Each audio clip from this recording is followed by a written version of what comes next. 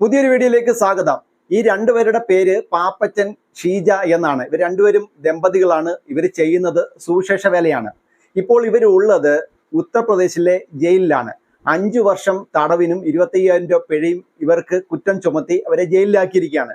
ഇവർ ചെയ്ത കുറ്റം എന്താണെന്ന് ചോദിച്ചു കഴിഞ്ഞാൽ മതപരിവർത്തനം നടത്തി എന്നതാണ് ഇവരുടെ മുകളിൽ ആരോപിക്കപ്പെട്ടിരിക്കുന്ന കുറ്റം. ഇന്ത്യയിൽ വലിയ രീതിയിലുള്ള മതസ്വാതന്ത്ര്യം ഉണ്ട് എന്നാണ് എല്ലാ രാഷ്ട്രീയ പാർട്ടികളും പറഞ്ഞു വെക്കുന്നത്. അപ്പോൾ ഈ സംഭവവുമായി ബന്ധപ്പെട്ട് ഞാൻ ഉത്തർപ്രദേശിൽ തന്നെ ജയിൽ മിനിസ്ട്രിയൊക്കെ ചെയ്യുന്ന ഒരു സഹോദരിയെ വിളിച്ച് കാര്യങ്ങളൊക്കെ അന്വേഷിക്കുന്ന സമയത്ത് എനിക്ക് മനസ്സിലാക്കാൻ സാധിച്ചത് ഒരു തരത്തിലുള്ള മതസ്വാതന്ത്ര്യവും ഉത്തർപ്രദേശിലില്ല. മറ്റുള്ള സംസ്ഥാനങ്ങളിൽ ഉള്ള പോലെ ഉത്തർപ്രദേശിലില്ല. അപ്പോൾ നമ്മൾ മനസ്സിലാക്കേണ്ട ഒരു കാര്യം എന്ന് പറഞ്ഞാൽ ഇത്തരത്തിൽ ഒരുപാട് സുവിശേഷന്മാർ, അപ്പോൾ ഈ ഒരു സഹോദരിയോട് കാര്യങ്ങൾ അന്വേഷിക്കുന്ന സമയത്ത് 100 കണക്കിന് സുവിശേഷകന്മാരാണ് ഇത്തരത്തിൽ ഉത്തർപ്രദേശിലെ വിവിധ ജയിലുകളിൽ കഴിയുന്നത്. അതിൽ മലയാളികളുണ്ട്, ഹിന്ദിക്കാരുണ്ട്, ഇതുപോലുള്ള ദമ്പതികളുണ്ട്. ഉത്തർപ്രദേശ് കേന്ദ്രീകരിച്ച് വളരെ ദീർഘവർഷമായിട്ട് സുവിശേഷ വേല ചെയ്തിരുന്ന ഈ ഷീജ പാപ്പച്ചൻ ദമ്പതികൾക്ക് എന്താണ് സംഭവിച്ചത് എന്നുള്ള കാര്യം ഞാൻ അവിടെ ജയിൽ മിനിസ്ട്രിയൊക്കെ ചെയ്യുന്ന ഒരു സഹോദരിയെ വിളിച്ച് അന്വേഷിച്ചു. അപ്പോൾ ആ സഹോദരി പറഞ്ഞ വാക്കുകൾ നമുക്കൊന്ന് കേട്ടു നോക്കാം. ഇവിടെ ഉത്തർപ്രദേശിലുള്ള ഒരു പാസ്റ്ററും വൈഫുവാ. അവര് കുമ്പനാട് കൺവെൻഷന്റെ ട്രാക്സും പിന്നെ ഒരു ബൈബിളും ആർക്കോ കൊടുത്തു പോലും. എവിടെ? ഇവിടെ നമ്മുടെ ഉത്തർപ്രദേശിൽ തന്നെ. അവരെ ചർച്ചിന്റെ അടുത്ത് എവിടെയോ അത് പോലീസ് പിടിച്ചു. പോലീസ് പിടിച്ച് കഴിഞ്ഞ 8 മാസം അവർ ജയിലിലായിരുന്നു. അതായത് ഈ ട്രാക്റ്റും ഈ ബൈബിളും കൊടുത്തേന്. കാരണം മതപരിവർത്തനം ഉത്തർപ്രദേശിൽ ഒത്തിരി പ്രശ്നമുള്ള സ്ഥലമാണല്ലോ. ഞങ്ങൾ ഉത്തർപ്രദേശിലാണ് ഇപ്പോൾ ഉള്ളത്. ഇവിടെ ഞാൻ ഉത്തർപ്രദേശിലാണ് ഇപ്പോൾ ഉള്ളത്. ഞങ്ങൾക്ക് ഇവിടെ ഭയങ്കര പ്രശ്നം. ഞങ്ങൾക്ക് ബൈബിളൊന്നും കൊണ്ടുപോകാനൊക്കത്തില്ല ചർച്ചിൽ. അപ്പൊ 8 മാസം ഇവര് ജയിലിലായിരുന്നു. അത് കഴിഞ്ഞിട്ട് കഴിഞ്ഞ ആഴ്ച ഇവരെ റിലീസാക്കി കഴിഞ്ഞ് ഇന്നലെ അവരുടെ ഹിയറിംഗ് ആയിരുന്നു, രണ്ടാമത്. അപ്പൊ അതിന് അവര് മതപരിവർത്തനം ചെയ്തു എന്ന് പറഞ്ഞിട്ട് അവർക്ക് വീണ്ടും 5 വർഷത്തെ ജയിലും 25,000 രൂപ പിഴയും. ഇപ്പൊ രണ്ടുപേരും ജയിലിലായി. ഇപ്പം പുള്ളി ഹോസ്പിറ്റലായിരുന്നു, സുഖമില്ലാതെ. ഡോക്ടർ പാസ്റ്റർ ഇത് കേട്ടെ, പാപ്പച്ചൻ പാസ്റ്റർ സുഖമില്ലാതെ ഹോസ്പിറ്റലായിരുന്നു ഈ വാർത്ത കേട്ടപ്പം. ഇന്നലെ ഫൈനൽ ഇതായി. അവർക്കെതിരായിട്ട് കേസ് വന്നു. 25,000 രൂപയും കൊടുക്കണം, പിന്നെ 5 വർഷത്തെ ജയിലും. അങ്ങനെ ഒരു നിയമം ഉത്തർപ്രദേശിൽ ഉണ്ടോ? എന്തോ ഉത്തർപ്രദേശിൽ അങ്ങനെ ഒരു നിയമം ഉണ്ടോ?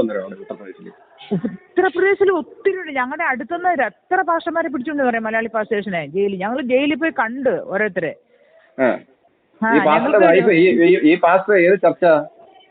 ഏത് ചർച്ച എന്നുള്ള ഭാഷ എനിക്ക് അറിയത്തില്ല. ഞാനത് അന്വേഷിച്ചിട്ട് പറയാം. ഏത് ചർച്ച എന്നുള്ളത് എനിക്ക് അറിയത്തില്ല. ഇവിടെ ഒത്തിരി ഉണ്ട് ഉത്തർപ്രദേശിൽ എന്ന് പറഞ്ഞാൽ. സ്വന്തമായിട്ട് ഒരു ചെറിയ ചെറിയ പേരും വെച്ചോണ്ട് ഇങ്ങനെ സഭ നടത്തുന്നൊരു ഇഷ്ടം പോലെ ഉണ്ട് ഉത്തർപ്രദേശില്. സ്വതന്ത്ര സഭകൾ പോലെ അല്ലേ? സ്വതന്ത്ര സഭകളുണ്ട് ഒത്തിരി. വൈഫിന് ജോലിയെല്ലാം ഉണ്ടായിരുന്നു ഈ പാസ്റ്ററിന്റെ? 2 പേരും ഉണ്ടായിരുന്നാ പറയുന്നത് വീട് ട്രാക്സ് കൊടുക്കാൻ പോയപ്പം. 2 പേരെയും പിടിച്ചു. 2 പേരെയും പിടിച്ചു. 8 മാസം അവര് ജയിലിലായിരുന്നു 2 പേരും.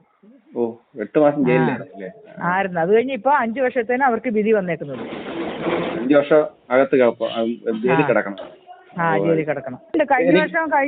കഴിഞ്ഞ വർഷം new Indian U P mission എന്ന് പറഞ്ഞൊരു ചർച്ച ഉണ്ടായിരുന്നു ഇവിടെ. ഇപ്പോഴുണ്ട്.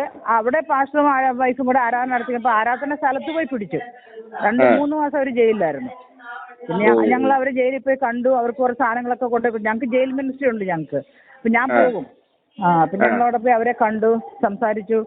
പിന്നെ അത് കഴിഞ്ഞ് പിന്നെ എല്ലാവരും കൂടെ പ്രാർത്ഥിച്ചു. പിന്നെ അവരെ റിലീസാക്കി. അവർ പിന്നെ യു പി മിഷൻ എന്ന് പറഞ്ഞാൽ വലിയൊരു സംസ്ഥാനമായിരുന്നു, ഇവിടുത്തെ സംഭവമായിരുന്നു. അവരങ്ങനെ ഒത്തിരി പേരുണ്ട്. മലയാളീസ് എന്ന് പറഞ്ഞാൽ കുറേ മലയാളീസും ഉണ്ട്. അല്ലാതെ പിന്നെ എന്താ പറയുക, ഇവിടെ ഉള്ള ഹിന്ദിക്കാരായിട്ടുള്ള ആൾക്കാരും ഇഷ്ടംപോലെ ഉണ്ട് ജയിലിൽ. ഉത്തർപ്രദേശിന്റെ ജയിലിലാണ് കുറഞ്ഞത് 800 പേരെ കണ്ടുണ്ടെന്നാ ഇവിടുത്തെ ഒരു കണക്കൂടല്. ഞങ്ങൾക്ക് ബൈബിൾ കൊണ്ടുപോകാൻ ഒക്കത്തില്ല. ഞങ്ങളുടെ ആരാധന ഉണ്ട്. ഞങ്ങൾ ആരാധനയാണെങ്കിൽ പോലും ഞങ്ങൾ സമയം മാറ്റി ആക്കും. ഒരു ദിവസം രാവിലെ 11 മണിക്കാണെങ്കിൽ പിന്നെ പിറ്റേ ദിവസം 4 മണിക്കായിരിക്കും. അങ്ങനെ. കാരണം ഇവർക്ക് ആർക്കും ഒരു ഡൗട്ട് വരരുത്. അത് കാരണം.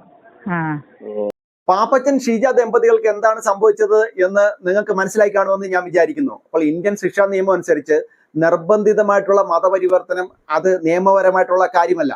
അപ്പോൾ ഉത്തർപ്രദേശ് പോലത്തുള്ള ഒരു സംസ്ഥാനത്ത് നിന്ന് സുവിശേഷ വേല ചെയ്യുന്ന സമയത്ത് അവർ പിടിക്കപ്പെട്ട് കഴിഞ്ഞാൽ അവർക്കെതിരെ അവർ നിർബന്ധിച്ച് തന്നെയാണ് ഇങ്ങനെ മതപരിവർത്തനം നടത്തുന്നത് എന്ന് അവിടെ സാക്ഷി പറയുവാൻ അവിടെയുള്ള ഹിന്ദു സംഘടനകളൊക്കെ തയ്യാറാണ്.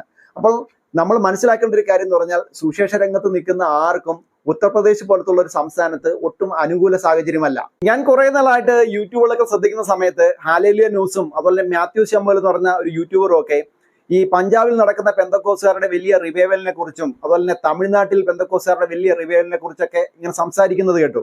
അപ്പോൾ നമ്മൾ മനസ്സിലാക്കേണ്ട ഒരു കാര്യം എന്ന് പറഞ്ഞാൽ ഇത്തരത്തില് ഇന്ത്യയിലെ ഉൾപ്രദേശങ്ങളായ ഉൾഗ്രാമങ്ങളിലൊക്കെ ക്രിസ്തുവിനെ അറിയാത്ത ഒരുപാട് ആളുകൾ താമസിക്കുന്നുണ്ട്. അപ്പൊ അവരുടെ ഇടയിലേക്കൊക്കെ ഇറങ്ങിച്ചെന്നുകൊണ്ട് ഇത്തരത്തിലുള്ള പ്രതികൂല സാഹചര്യങ്ങളിലൊക്കെ വലിയ രീതിയിലുള്ള സാമ്പത്തിക ബുദ്ധിമുട്ടുകളൊക്കെ അനുഭവിച്ചുകൊണ്ട് ഇതുള്ള ദമ്പതികൾ ഉൾപ്പെടെയുള്ള സുവിശേഷന്മാര് ഇങ്ങനെ ചെന്ന് ക്രിസ്തുവിനെ അറിയിക്കുന്നുണ്ട്. അപ്പോൾ അവരൊക്കെ നേരിടുന്ന ഇത്തരം ദുരനുഭവങ്ങളെ കുറിച്ച് ആരും വെളിയിൽ പറയുന്നില്ല എന്നുള്ളത് എന്നെ സംബന്ധിച്ച് വലിയ അത്ഭുതകരമായിട്ടുള്ള ഒരു കാര്യമാണ്. ഈ സഹോദരി പറഞ്ഞതനുസരിച്ച് നമുക്ക് മനസ്സിലാക്കാൻ സാധിക്കുന്ന ഒരു കാര്യം എന്ന് പറഞ്ഞാൽ യുപിയിലെ സാഹചര്യം വളരെ മോശമാണ്. അവിടെ ബൈബിൾ കൊണ്ട് നടക്കാൻ പറ്റത്തില്ല. അതുപോലെ തന്നെ ഞായറാഴ്ച ആരാധന വെച്ച് കഴിഞ്ഞാൽ ഈ ഞായറാഴ്ച 9 മണിക്ക് വെച്ച് കഴിഞ്ഞാൽ അടുത്ത ഞായറാഴ്ച ഉച്ചയ്ക്ക് വെക്കേണ്ട ഒരു സാഹചര്യമാണ്. അതിനുള്ള ഒരു പ്രത്യേക കാരണം എന്ന് പറഞ്ഞാൽ സ്ഥിരമായിട്ട് ഒരു ടൈമിൽ ഇങ്ങനെ ആരാധന നടത്തി കഴിഞ്ഞു കഴിഞ്ഞാൽ അത് പോലീസ് പിടിക്കും. ആരെങ്കിലും പോലീസിനോട് പറയും. അതിനുശേഷം പോലീസ് കേസ് എടുക്കുന്നത് നിർബന്ധിതമായിട്ടുള്ള മതപരിവർത്തനത്തിന്റെ പേരിലാണ്. അപ്പോൾ അങ്ങനെ പോലീസ് കേസെടുത്ത് ആ ഒരു കേസ് കോടതിയിലേക്ക് വന്നു കഴിഞ്ഞാൽ അവിടെ ചെന്ന് ഇവർ ഞങ്ങളെ നിർബന്ധിതമായിട്ട് മതപരിവർത്തനം ചെയ്യാൻ ശ്രമിച്ചു എന്ന പേരിൽ സാക്ഷി പറയാൻ ആളുണ്ട്. അപ്പോൾ തീർച്ചയായിട്ടും അങ്ങനെ പിടിക്കപ്പെടുന്ന ആളുകൾ ശിക്ഷിക്കപ്പെടും, ജയിലിലേക്ക് പോകുന്ന ഒരു സാഹചര്യം ഉണ്ടാകുകയും ചെയ്യും. ഇവിടെയുള്ള വിശ്വാസ സമൂഹം മനസ്സിലാക്കേണ്ട ഒരു കാര്യമുണ്ട്. അതായത് കേരളത്തിൽ വലിയ രീതിയിലുള്ള മതസ്വാതന്ത്ര്യമുണ്ട്, ഇത്തരത്തിലുള്ള എതിർപ്പുകളൊന്നുമില്ല. ഇവിടെ നമ്മൾ കണ്ടതാണ് പള്ളി തർക്കത്തിന്റെ ഒക്കെ പേരിൽ തെരുവില് അടികൂടുന്ന ആളുകളൊക്കെ നമ്മൾ കണ്ടു, കുർബാന തർക്കത്തിന്റെ ഒക്കെ പേരിൽ. അപ്പോൾ ഇവിടെ ഒട്ടനവധി സ്വതന്ത്രമായിട്ടുള്ള ബെന്തിക്കോസ് സഭകളുണ്ട്, അല്ലാത്തുള്ള ബെന്തിക്കോസ് സഭകളുണ്ട്, സമുദായത്തിലുള്ള സഭകളുണ്ട്. ഇവിടെയുള്ള വിശ്വാസികളൊക്കെ മനസ്സിലാക്കേണ്ട ഒരു കാര്യമുണ്ട്. എല്ലാ വിശ്വാസികളുടെയും അതുപോലെ തന്നെ എല്ലാ സുവിശേഷന്മാരുടെയും അല്ലെങ്കിൽ എല്ലാ രീതിയിലുള്ള പുരോഹിതന്മാരുടെയൊക്കെ ഉത്തരവാദിത്വം എന്ന് പറഞ്ഞാൽ ക്രിസ്തുവിനെ അറിയാത്തവരുടെ ഇടയിലേക്ക് ക്രിസ്തുവിനെ അറിയിക്കുക എന്നുള്ളതാണ്. അപ്പോൾ ഇവിടെ തങ്കുവിന്റെയും ടിനുവിന്റെയും താരുവിന്റെയും ഒക്കെ പുറകിലാണ് കൂടുതലും വിശ്വാസികൾ ഇങ്ങനെ കച്ചകെട്ടി ഇങ്ങനെ പുറകെ നടക്കുന്നത്. അവരുടെയൊക്കെ TV-യിലെ ലൈവുകൾ കാണുക, അവരുടെയൊക്കെ കൺവെൻഷനിൽ ചെന്നിരുന്ന് വലിയ ഇളക്കപ്പെരുപ്പം കാണിക്കുക, അതൊക്കെയാണ് ആളുകൾക്ക് താല്പര്യം. എന്നാൽ വിശ്വാസികളൊക്കെ മനസ്സിലാക്കേണ്ട ഒരു കാര്യം എന്ന് പറഞ്ഞാൽ ഇത്തരത്തിൽ ക്രിസ്തുവിനെ അറിയാത്ത ഇന്ത്യയിലെ ഒരുപാട് ഉൾഗ്രാമങ്ങളുണ്ട്. അവിടേക്കൊക്കെ ഇറങ്ങിച്ചെന്ന് ക്രിസ്തുവിനെ അറിയിക്കുകയും ഇതുപോലുള്ള യാതനകൾ അനുഭവിക്കുകയും ചെയ്യുന്ന ഒരുപാട് സുവിശേഷന്മാരുണ്ട്, അവരുടെ ഫാമിലി ഉണ്ട്. അവരെയൊന്നും വേണ്ട രീതിയിൽ ഇവിടെയുള്ള വിശ്വാസികൾ ആരും മാനിക്കുന്നില്ല എന്നുള്ള കാര്യത്തിൽ യാതൊരു വിധമായിട്ടുള്ള തർക്കവുമില്ല. എൻ്റെ ഒരു കാഴ്ചപ്പാടില് ക്രിസ്തുവിന്റെ ശിഷ്യന്മാരെന്ന് നമുക്ക് കണ്ണു അടച്ച് പറയാൻ പറ്റുന്ന ആളുകളാണ് ഇത്തരത്തില് ഇന്ത്യയിലെ വിവിധ സംസ്ഥാനങ്ങളിലെ ഉൾഗ്രാമങ്ങളിലൊക്കെ ചെന്ന് ക്രിസ്തുവിനെ അറിയിക്കുന്ന ഇതുപോലുള്ള സുവിശേഷന്മാര്. അപ്പോൾ നമ്മളെല്ലാവരും മനസ്സിലാക്കേണ്ട ഒരു കാര്യം എന്ന് പറഞ്ഞാൽ ഇങ്ങനെ മൈക്കിന്റെ മുന്നിൽ നിന്ന് ഇങ്ങനെ ഘോരം പ്രസംഗിക്കുകയും ഇങ്ങനെ രോഗശാന്തി അങ്ങനെയുള്ള കാര്യങ്ങളൊക്കെ കാണിച്ച് ജനങ്ങളുടെ കയ്യടി വാങ്ങിക്കുന്നവരൊന്നും അല്ല സുവിശേഷന്മാര്. യഥാർത്ഥ സുവിശേഷന്മാരെന്ന് പറഞ്ഞാൽ ഇത്തരത്തില് ഗ്രാമപ്രദേശങ്ങളിലൊന്നും ഒരു ലാഭേച്ഛയും കൂടാതെ, അതായത് സാമ്പത്തികമായിട്ട് ഒരു ലാഭേച്ഛയും അവർക്കില്ല. അവരുടെ മുന്നിലുള്ളത് എല്ലാം കഷ്ടതകൾ മാത്രമേ ഉള്ളൂ. ഇതുള്ള ജയിൽവാസം ഉൾപ്പെടെയുള്ള കഷ്ടതകളുണ്ട്. ഇവിടെ ഈ മൈക്കിന്റെ മുന്നിൽ നിന്ന് ഘോരം പ്രസംഗിക്കുന്ന ഇത്തരം പാസ്റ്റർമാരുടെ അടുത്തൊക്കെ പോലീസുകാരുടെ ആ ഒരു യൂണിഫോം കണ്ടാൽ തന്നെ ഇവർ വാലും മടക്കി ഓടും. അപ്പോൾ അത്തരം ആളുകളെ സംബന്ധിച്ച് അവരെയൊക്കെയാണ് എല്ലാവരും അറിയപ്പെടും സുവിശേഷന്മാരാക്കുന്നത്, അല്ലെങ്കിൽ അവർക്കാണ് കൂടുതലായിട്ടുള്ള മാന്യത നൽകുന്നത്.